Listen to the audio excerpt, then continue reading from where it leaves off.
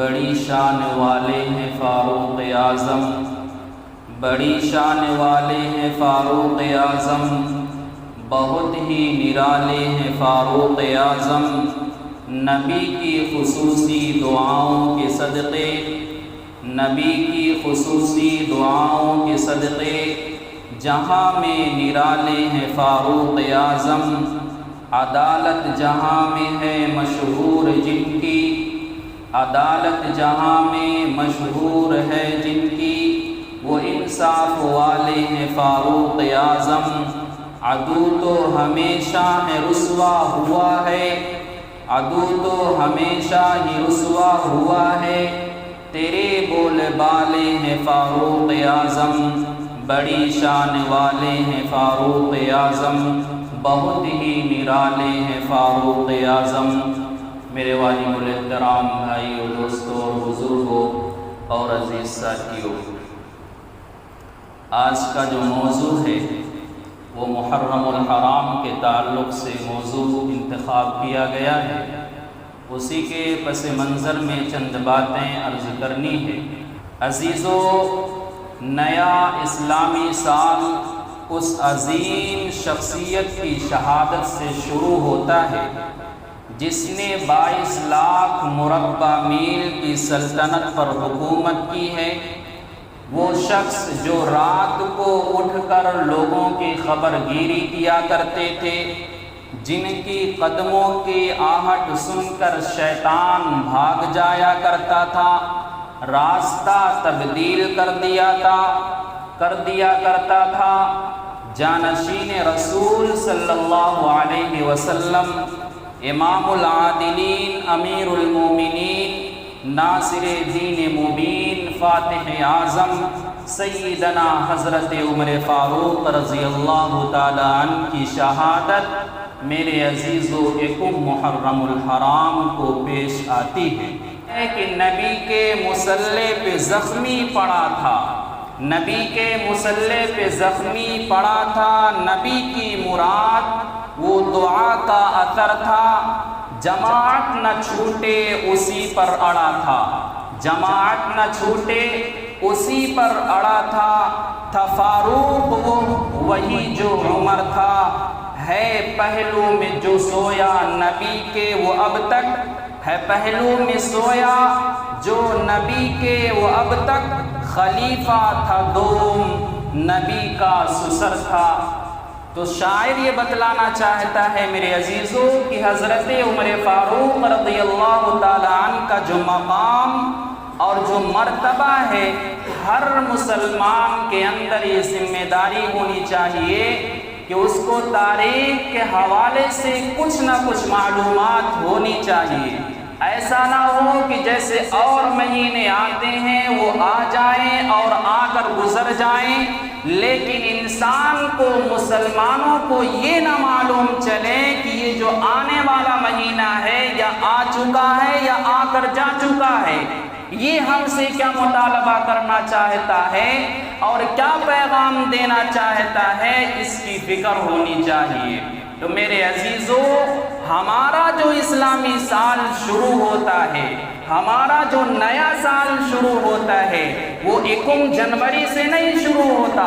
1 جنوری سے نہیں شروع ہوتا، وہ تو غیروں کے لیے ہوا کرتا ہے، لیکن مسلمانوں کا خیر ہو، مسلمانوں کا بھلا ہو کہ مسلمان اپنی تاریخ کو بھول گیا ہے، مسلمان اپنی ہسٹری کو بھول گیا ہے، مسلمان اپنی تاریخ کو بھول گیا ہے۔ اسی کا نتیجہ یہ ہے کہ مسلمانوں کو قدم قدم پر مصیبتوں کا سامنا کرنا پڑتا ہے۔ اسی کی نحوست ہے کہ مسلمانوں کو ہمیشہ ذلیل کیا جاتا ہے۔ آج اگر امت مسلمہ میرے عزیزو حضرت عمر فاروق رضی اللہ تعالی عنہ کی شان کو پڑھے گا، حضرت عمر فاروق رضی اللہ تعالی عنہ کی زندگی کا مطالعہ کرے گا اور حضرت عمر فاروق رضی اللہ تعالی عنہ کے نقش قدم پر چلے گا، تو میرے عزیزو وہی عزت ہمیں بھی ملے گی، وہی مقام ہمیں بھی ملے گا کہ جس کے بارے میں نبی کریم علیہ السلام نے ارشاد فرمایا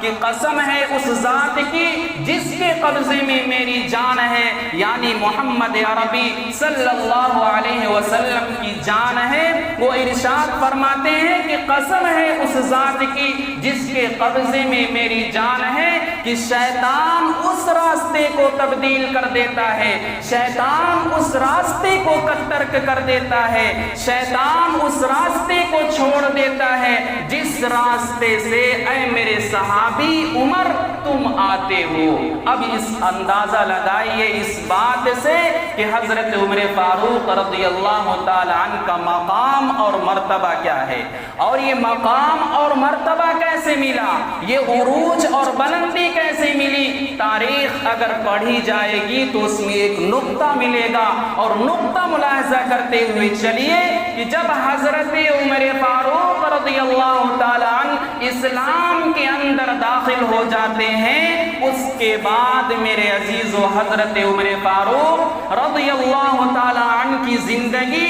ایسی ہو جاتی ہے کہ جیسی انہوں نے ایسی زندگی گزاری جیسی کہ دنیا یاد کرنی چاہیے، یعنی کہ نبی نے کہا کہ کھڑے ہو جاؤ، حضرت عمر کھڑے ہو گئے، نبی نے کہا کہ بیٹھ جاؤ، عمر بیٹھ گئے، نبی نے کہا عمر قیام کرو،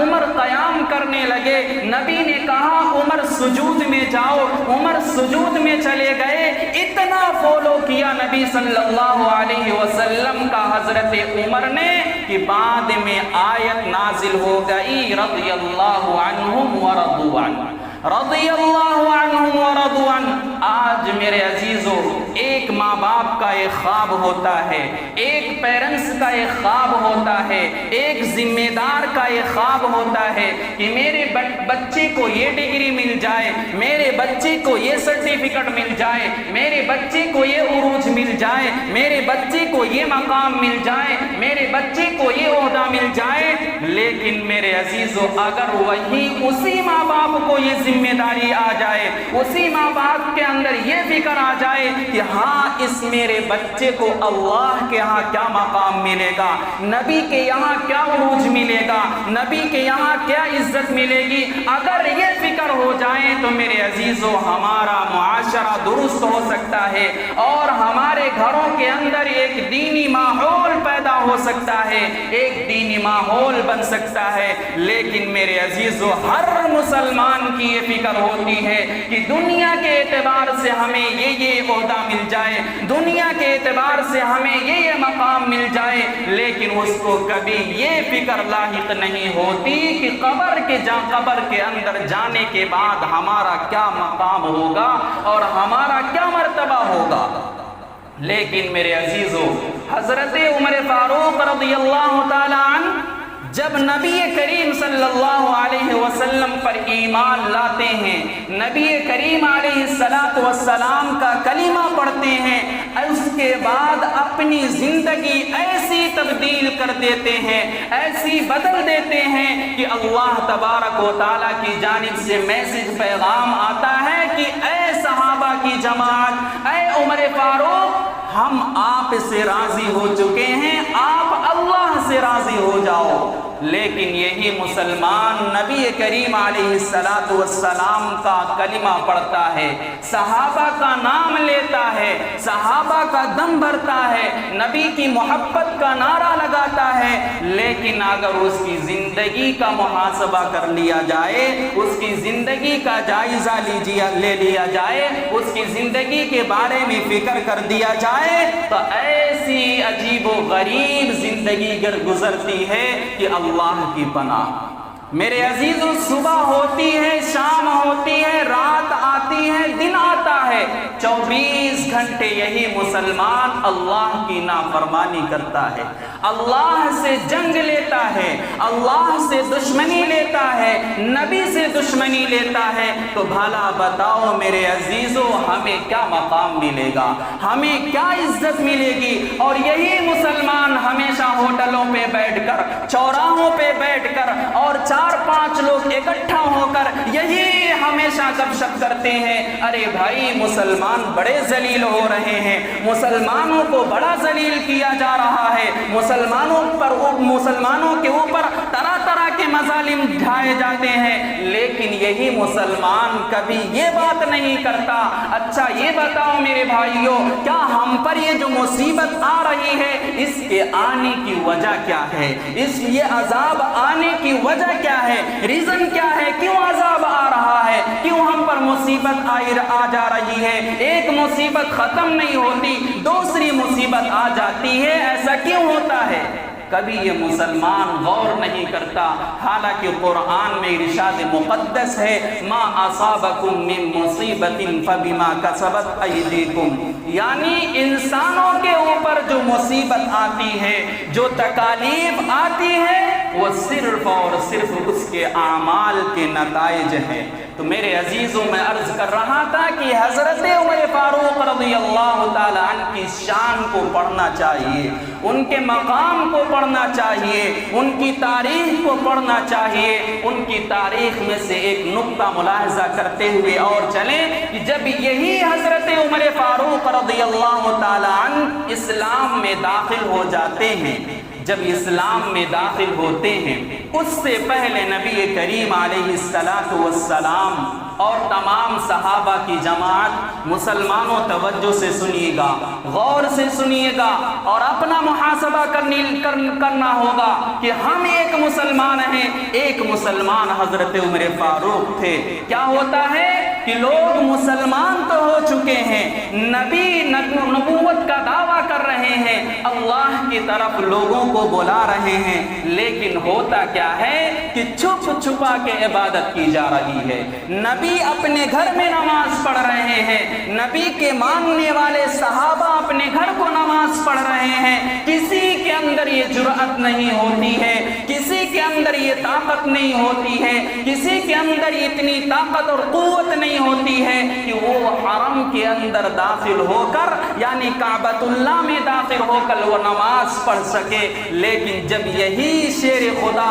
اور مرد قلندر اور نبی کریم علیہ السلام کے سسر، نبی کریم علیہ السلام کے خلیفہ ثانی جب کلمہ پڑھ کر اسلام میں داخل ہوتے ہیں، پہلے تو عمر تھے، بعد میں عمر فاروق ہو گئے، جب یہ نبی کریم علیہ السلام کا کلمہ پڑھ کر اسلام میں داخل ہو جاتے ہیں، اور جب نماز کا وقت آ جاتا ہے میرے عزیزو، لوگ نماز کی تیاری کرنے لگتے ہیں، لوگ صف بندی کرنے لگتے ہیں، تو حضرت عمر فاروق کہتے ہیں کہ اے اللہ کے رسول اور اے میرے دوستو کیا کرنے جا رہے ہو؟ تو لوگ کہتے ہیں اور نبی کہتے ہیں کہ اے عمر ہم نماز پڑھنے جا رہے ہیں، ہم اللہ کا فریضہ ادا کرنے جا رہے ہیں، اللہ کی عبادت کرنے جا رہے ہیں۔ تو یہی عمر فاروق رضی اللہ تعالی عنہ کہتے ہیں میرے عزیزو، اے اللہ کے نبی صلی اللہ علیہ وسلم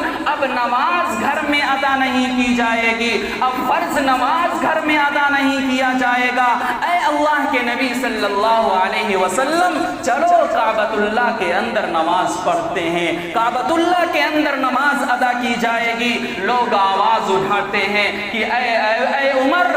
لوگ ہم پر طرح طرح کے مظالم ڈھائیں گے، طرح طرح کی تکالیف ہم پر ڈھائیں گے، ہم کیسے برداشت کر سکتے ہیں، ہم کیسے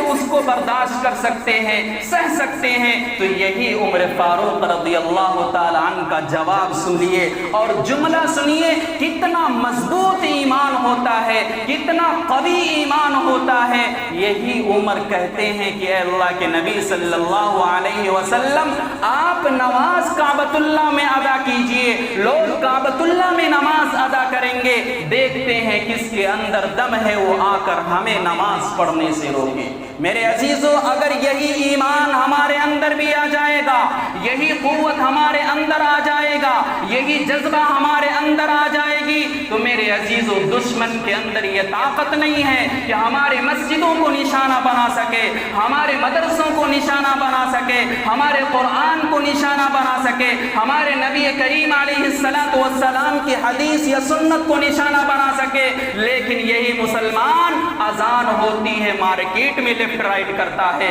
यही मुसलमान अजान होती है घरों के अंदर बैठा रहता है, यही मुसलमान फजर की अजान हो घूमता रहता है। तो भला बताओ मेरे अजीजों, हमारे ईमान को छीना जाएगा या नहीं छीना जाएगा? आज ये तालिब इल्म आपके अंदर जो ईमान है, जो ईमान की हलावत है, जो ईमान का एक कतरा है, उसको बेदार करना चाहता है और जलाना चाहता है, जगाना चाहता है, एहसास दिलाना चाहता है। ऐ मुसलमानों की जमात, तुम उन सहाबा को मानने वाले हो जिन्होंने 313 की तादाद में 313 की तादाद में पूरे हजारों के लश्कर को, लाखों के लश्कर को हरा दिया था। और एक ऐसी भी जमात इस दुनिया से गुजरी है जो समंदरों पर अपनी सवारी को दौड़ा दिया था। वो किस बिना पे? वो इसी बिना पे कि उनका ईमान मजबूत था, उनका ईमान कवी था, उनके अंदर वैसा ईमान था कि जैसा नबी करीम अलैहिस्सलातु वस्सलाम ने कहा कि ऐ लोगों, अगर तुम्हें कोई भी आफत आ जाए, परेशानी आ जाए, तो तुम फौरन इधर उधर ना भागो, एक दूसरे के पास ना भागो, एक किसी बड़े जिम्मेदार ओहदेदार के पास ना भागो, सबसे पहले तुम्हें अल्लाह की तरफ रुजू होना चाहिए। लेकिन यही उम्मत, यही मुसलमान अगर बीमार होता है मसलन, अगर कोई परेशानी आ जाती है मसलन, तो वो बीमार हो तो फौरन डॉक्टर के पास पहुंचता है, बीमार हो फौरन किसी हकीम के पास पहुंचता है, कोई परेशानी बड़ी आफत आ गई तो अपने गांव के बड़े जिम्मेदार के पास पहुंचता है। लेकिन इसी मुसलमान को ये तौफीक नहीं होती कि चलो 2 रकात सलातुल हाजत की नमाज पढ़ें। आज मुझे बताएं मेरे अजीजों, इस पूरे मजमे के अंदर कोई भी ऐसा फर्द नहीं होगा इल्ला माशाअल्लाह कि पूरे आलम के अंदर, सिर्फ मुल्क हिंदुस्तान की बात नहीं करता, पूरे आलम के अंदर मुसलमानों को जलील किया जा रहा है, मुसलमानों को पीटा जा रहा है। क्या मुझे बताएगा कोई वो इंसान कि अपने रात को उठा हो और अपने हाथों को उठाया हो और कहा हो इलाहुल आलमीन हम बड़े मुजरिम हैं, इलाहुल आलमीन हम ही बड़े खताकार हैं, हम ही बड़े सियाहकार हैं? किसी ने ये नहीं कहा होगा, लेकिन हर इंसान ये कहता होगा और कहता फिरता चलता है कि फला बड़ा कमीना है, फला बड़ा गुनहगार है, फला बड़ा जालिम है, फला बड़ा झूठा है। ये सही एक दूसरे को हर इंसान कहता हुआ चलता है, लेकिन कभी उसको ये नहीं एहसास होता कि अपनी गिरेबान में जाके मेरे अजीजों अगर ये बात नहीं समझी जाएगी तो वो दिन दूर नहीं है जिस तरीके से लोगों ने जिस वाला था, ईमान का गलबा था, लेकिन लोगों ने अल्लाह की नाफरमानी की, लोगों ने नबी का रास्ता छोड़ा, लोगों ने कुरान का रास्ता छोड़ा, तो ऐसे हो गए वो ईमान से मुर्तद हो गए, उनका ईमान खत्म हो गया। इसलिए मेरे अजीजों हमने कलिमा पढ़ा है, हमने नबी का कलिमा पढ़ा है, अल्लाह पर ईमान लाए हैं, तो मेरे अजीजों अपने ईमान की कदर करनी है और हजरत उमर फारूक रज़ियल्लाहु ताला अन्हु के मकाम और मर्तबे को पढ़ना है, उनकी जिंदगी को पढ़ना है, उनकी हिस्ट्री को पढ़ना है। वक्त हो चुका है, इसलिए अपनी बात को मैं मुकम्मल कर रहा हूँ। आइंदा फिर इंशाअल्लाह शान उमर पर कुछ बातें ज़रूर अर्ज करूँगा, लेकिन इतनी बात ज़रूर है कि हम अपनी ज़िंदगी के बारे में फिक्र करें और सोचें क्या हमारी ज़िंदगी में तब्दीली है या नहीं। हालात इतने नाजुक हैं जिसको बयान नहीं किया जा सकता, जिसको आपके सामने उसको लेक्चर या तकरीर تقریر کے ذریعے بیان نہیں کیا جا سکتا، وہ بیان کرنے سے ہر مقرر اور ہر خطیب عاجز ہے۔ بس اتنا ہی کافی ہے کہ اے مسلمان سنبھل جا، سنبھل جا، اس وقت آنے سے پہلے جب تیری آنکھ بند ہو جائے۔ اللہ مجھے بھی عمل کی توفیق نصیب فرمائے اور آپ تمام حضرات کو بھی عمل کی توفیق نصیب فرمائے۔ دنیا عدالت میں تیرا نام رہے گا فاروق، تیرے نام سے اسلام رہے گا۔ وآخر دعوانا الحمدللہ رب العالمین۔ جو حضرات سنت نہ پڑھے